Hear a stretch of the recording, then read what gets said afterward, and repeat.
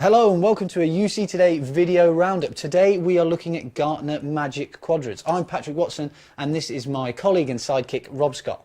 Hi there. Gartner are the world's leading research and advisory firm, and their Magic Quadrants provide a league table and sort of vendor analysis in different technology areas. And it's specific to us at UC Today, as there's certain ones that really fulfill unified communications and collaboration. There's a contact center as a service Magic Quadrant, there's a contact center infrastructure quadrant, and there's also a video quadrant for the video providers. But today we are looking specifically at the unified communications Magic Quadrant, of which the latest version for 2018 was only released last week. We've had loads of inquiries on the website, haven't we, Rob? Loads of people getting in touch wanting to know more about it. So, first of all, I think it's best to establish for the viewers what qualifies you to get on the Unified Communications Magic Quadrant with Gartner. Okay, good question. So you need to be a UC vendor, Unified Communications vendor. You need to be playing in the large enterprise. So you can't be a small player. You have to have at least $150 million of enterprise communications revenue, and you've got to be operating in all three regions. Absolutely. So that's the Americas, that's APAC, and that's EMEA, Europe, Middle East, and Africa. And so, as you said, you've got to have global presence. You've got to be of a certain size. You have to cater mainly to the enterprise. We're not looking at it's the larger end of the players here, isn't it, Rob? Yeah, no, absolutely. And there are, broadly speaking, 6 categories that qualify vendors into UC as well. So that's the full UC stack. So it's voice, video, messaging, etc., etc. So let's have a look at the Magic Quadrant for Unified Communications that came out in 2017 and this year's, which came out in 2018, to have a look at a sort of comparison between the two. And as we can see, Rob, and the viewers can see, nothing much has changed. Yeah, a bit of an anticlimax. Nothing's changed. There is one omission. ShoreTel, who were on the 2017 Magic Quadrant, are no longer in the 2018 Magic Quadrant. Yeah, good reason, for good reason. Absolutely. And ShoreTel have been dropped. And that's not negative. That's because they were bought by Mitel, who are still on the Magic Quadrant. So let's have a look at the vendors on the 2018 quadrant in a bit more detail. So first up, let's look at ALE, Alcatel-Lucent Enterprises. And they're on the UC Magic Quadrant because they've got as we said, they've fulfilled the categories and they have a rounded UC portfolio. Yeah, very, very good point. They have a very round portfolio. Small, medium, large enterprise deployments. They've got team collaboration in there. They've got a very, very strong portfolio of UC products, the full stack, and they deserve a place on this Magic Quadrant.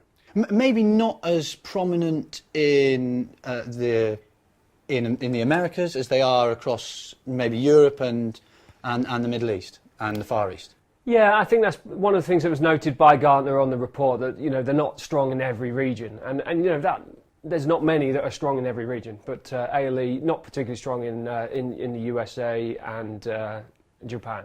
Next up, one that the viewers might be more familiar with, Avaya, who, as we know, do have a massive global presence in unified communications. Yeah, they don't have a regional challenge. You can buy Avaya in virtually every country in the world. They've got a huge international presence. They've got a very, very well put together portfolio of SMB, mid-market and enterprise solutions. They've got cloud, they've got on-premises, they've got hybrid, they've got endpoints. They've really got a rich portfolio of products. And after kind of Chapter 11 last year, they've come through doing really well, really strong, and I expect to see them again and again on the Magic Quadrant. What's their main unified communications proposition in their portfolio? Equinox. So Equinox is their front leader now for UC. So everything's being built around the Equinox experience. Next up on the list, Unify, who I know we deal a lot with at UC Today.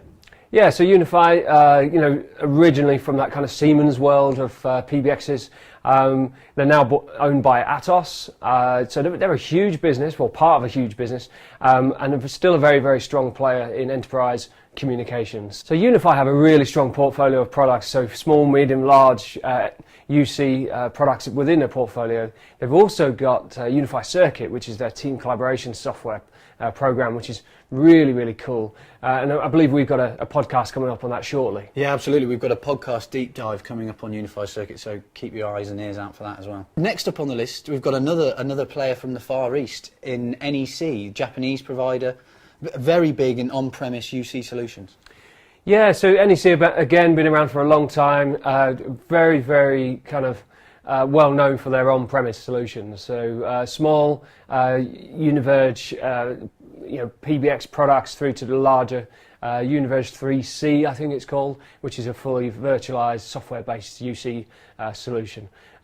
They haven't done so much in the cloud, but they have done a little bit in North America. But that's not a qualifier for this particular quadrant. And when we were talking about the difference between the 2017 Magic Quadrant and the 2018 Magic Quadrant, we mentioned ShoreTel, Rob, who are missing from the 2018 quadrant. That's because they were acquired by Mitel.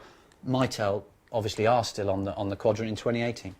Yeah, so Mitel, again, huge business now, billion-dollar business, full range of products for small, medium and large enterprise.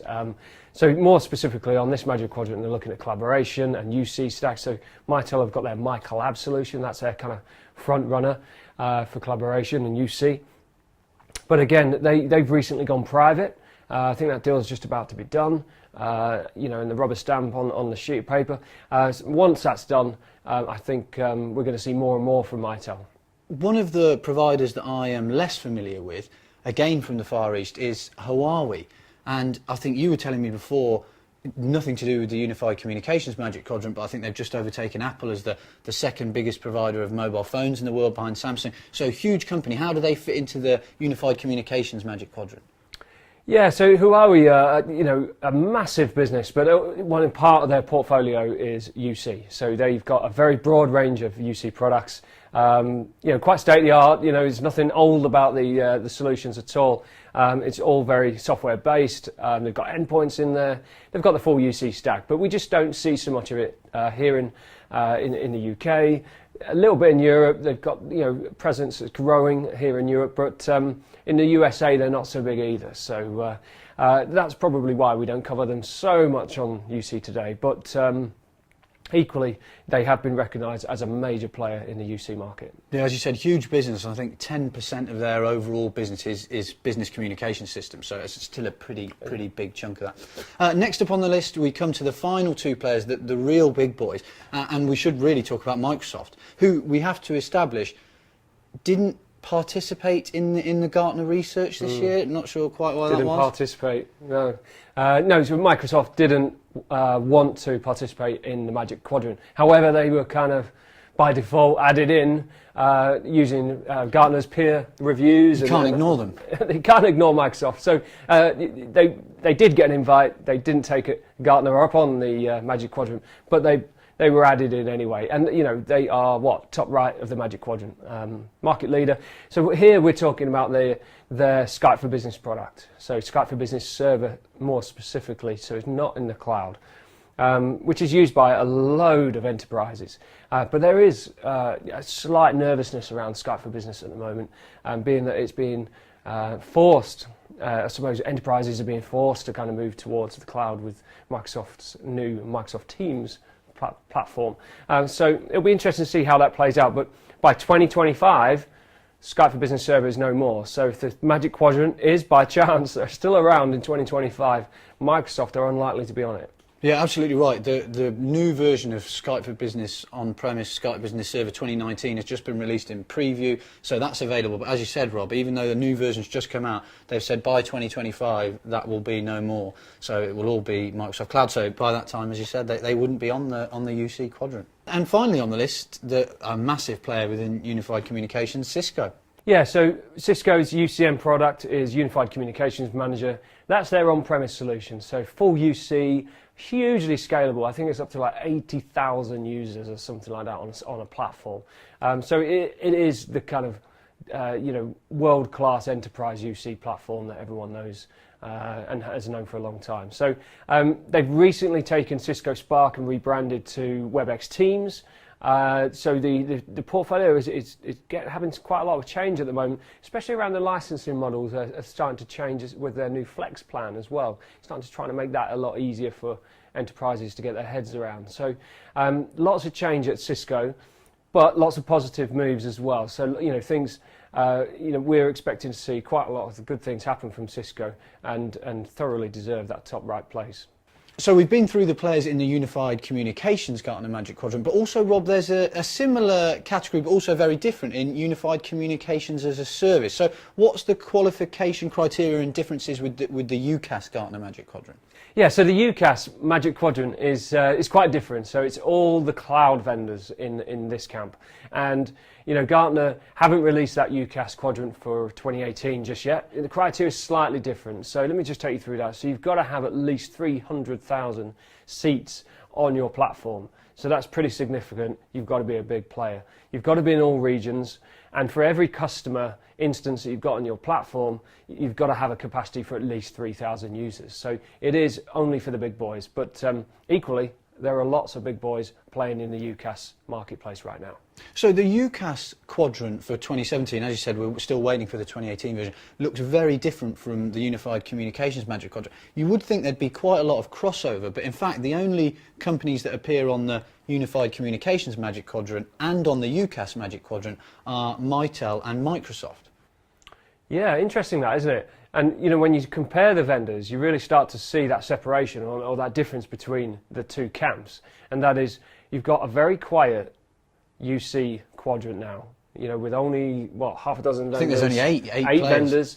And you've got a very busy UCaaS quadrant. And the reason that UCaaS quadrant is even busier is it includes service providers as well. So you can be BT, Massagey in the US, you could be Evolve IP, you could be anyone hosting, you know, UC services and still get a place on the Magic Quadrant. And who are some of those other players on the UCaaS Gartner Magic Quadrant? Yeah, so you've got all the big guys. You've got Google, Amazon, you've got Microsoft and Microsoft Teams potentially coming in. You've got Skype for Business Online. Skype for Business Online. You've got a lot of the disruptors right now in the marketplace, like Dialpad. We might see, you know, Ribbon Communications coming on board, maybe somewhere shortly. So lots and lots of names, but very, very different to the UC Magic Quadrant. So we'll look forward to the UCaaS 2018 Magic Quadrant, which should come out pretty imminently, you'd have thought. Let's really put you on the spot, Rob, and make some predictions for the 2019 Magic Quadrant, both in Unified Communications and in the UCaaS quadrant. So first of all, do you think there will be a Magic Quadrant for Unified Communications in 2019? Yeah, that's a good question. I mean, right now, only about 15% of UC solutions are in the cloud. So it's likely that, you know, the Magic Quadrant for UC, the on-premise quadrant, is going to take a number of years before that really starts to fade. But I mean, equally, that Magic Quadrant isn't going to change. There's not a lot of new entrants on the UC Magic Quadrant. So are they just going to, you know, show the same vendors year on year on year? I mean, my personal opinion is that it should be just one UC Magic Quadrant, and that should include, you know, UCaaS, deployment type, and on-premise. So to me, that it's just a technical deployment difference. So we should potentially consolidate them both. That would make sense. As you said, are they just going to continually publish the same Magic Quadrant and Unified Communications year on year? So in the potentially more interesting Magic Quadrant for UCaaS, what do you think we might see, first of all, when it comes out this year in 2018, but also in maybe 12, 13 months' time when 2019 comes out? Well, if you look at the deals that have been done in the last 12 months, there's a lot of change. So you've got LogMeIn entering the UCaaS market with their Jive acquisition. You've got Ribbon came together with Sonos and Genband. You've got Dialpad with a huge war chest of cash. You've got Slack that isn't a UCaaS player but could very quickly become one if they took or acquired a UCaaS business. Or were acquired by someone else. Or were acquired, absolutely. So they, you know, whoever acquires Slack could potentially get right to the top right-hand corner very quickly. But you've also got, you know, Fuse, who's you know, growing really fast. They're suspected to do an IPO this year in 2018. You've got RingCentral. Have you seen RingCentral's growth recently? Huge. I mean, they're doing so well. So I expect to see those guys continue towards that top right-hand corner. Cisco BroadSoft as well. That wasn't on last year's Magic Quadrant, so it'll be interesting to see how that changes everything. Yeah. So the Cisco BroadSoft acquisition, brings in the BroadSoft Broad Cloud solution within the portfolio, which Cisco are going to, I think, call it cloud calling. But that really positions Cisco in the UCaaS camp, you know, firmly. Thanks for watching our roundup of the Gartner Magic Quadrants. You can find a full written review of the latest quadrant on the website. So if you go to uctoday.com and search for Gartner, you can find that there. Also, our inaugural UC Awards are up and running. Applications close at the end of August, so you can find the awards page on the website for all of the details. That's it for today's episode, though. Thanks for watching. See ya.